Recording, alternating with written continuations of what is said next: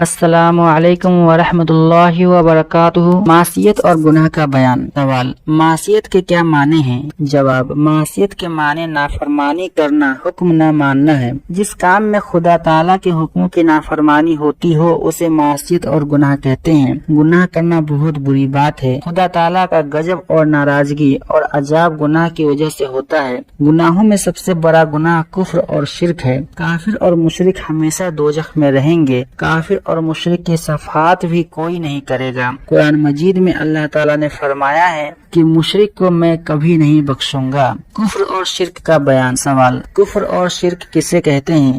جواب: جن چیزوں پر ایمان لانا ضروری ہے ان میں سے کسی ایک بات کو بھی نہ ماننا کفر ہے۔ جیسے کوئی آدمی خدا تعالیٰ کو نہ مانے یا خدا تعالیٰ کی صفاتوں کا انکار کرے یا 2-3 خدا مانے یا فرشتوں کا انکار کرے یا خدا تعالیٰ کی کتابوں میں سے کسی کتاب کا انکار کرے یا کسی پیغمبر کو نہ مانے یا تقدیر سے انکار کرے یا قیامت کے دن کو نہ مانے یا خدا تعالیٰ کے بنیادی حکموں میں سے کسی حکم کا انکار کرے یا رسول اللہ صلی اللہ علیہ وسلم کی دی ہوئی کسی خبر کو جھوٹا سمجھے تو ان سب صورتوں میں کافر ہو جائے گا۔ اور شرک اسے کہتے ہیں کہ خدا تعالیٰ کی ذات یا صفات میں کسی دوسرے کو شریک کرے۔ سوال: خدا تعالیٰ کی ذات میں شرک کرنے کے کیا معنی ہیں؟ جواب: ذات میں شرک کرنے کے معنی یہ ہیں کہ 2-3 خدا ماننے لگے، جیسے عیسائی کہ 3 خدا ماننے کی وجہ سے مشرک ہیں، اور آگ کو پوجنے والے کہ 2 خدا ماننے کی وجہ سے مشرک ہوئے،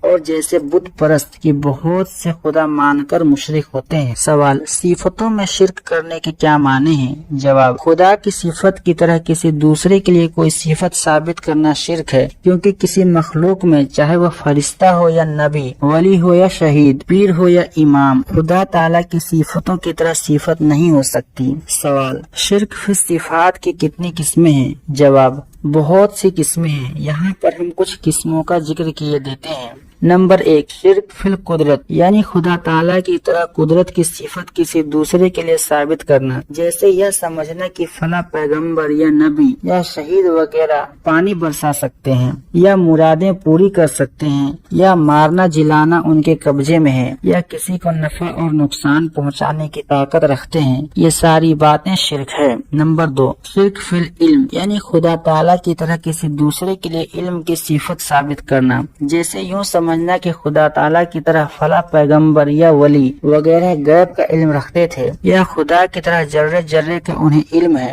یا ہمارے سب حالات کو جانتے ہیں یا دور اور پاس کی چیزوں کی خبر رکھتے ہیں۔ یہ سب شرک فی العلم ہے۔ نمبر 3، شرک فی السمع والبصر، یعنی خدا تعالیٰ کی صفت یا سمع یا بصر میں کسی دوسرے کو شریک کرنا، جیسے یہ اعتقاد رکھنا کہ فلاں پیغمبر یا ولی ہماری ساری باتوں کو دور و پاس سے سن لیتے ہیں یا ہمیں اور ہمارے کاموں کو ہر جگہ سے دیکھ لیتے ہیں۔ یہ سب شرک ہے۔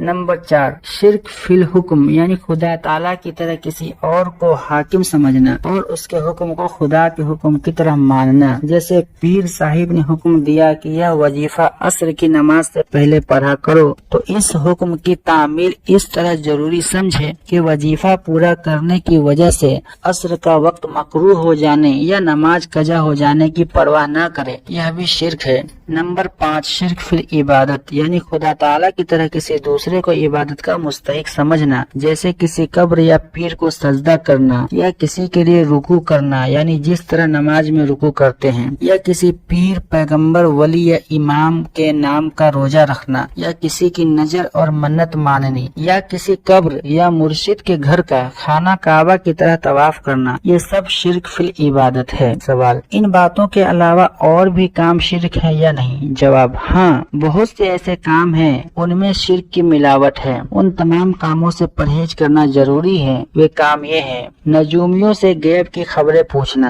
پنڈت کو ہاتھ دکھانا، کسی سے فال کھلوانا، چیچک یا کسی اور بیماری کی چھوت چھات کرنا اور یہ سمجھنا کہ ایک کی بیماری دوسرے کو لگ جاتی ہے، تعزیہ بنانا، علم اٹھانا، قبر پر چڑھاوا چڑھانا، نظر نیاز گزارنا، خدا تعالیٰ کے سوا کسی کے نام کی قسم کھانا، تصویریں بنانا یا تصویروں کی تعظیم کرنا، کرنا، کسی پیر یا ولی کو ضرورت پوری کرنے والا، مشکل آسان کرنے والا کہہ کر پکارنا، کسی پیر کے نام کے سر پر چوٹی رکھنا یا محرم میں اماموں کے نام کا فقیر بننا، قبروں پر میلہ لگانا وغیرہ۔ اللہ تعالی ہم سب کو دین کا علم سیکھنے، سمجھنے اور اس پر عمل کرنے کی توفیق نصیب فرمائے، آمین۔ السلام علیکم ورحمۃ اللہ وبرکاتہ۔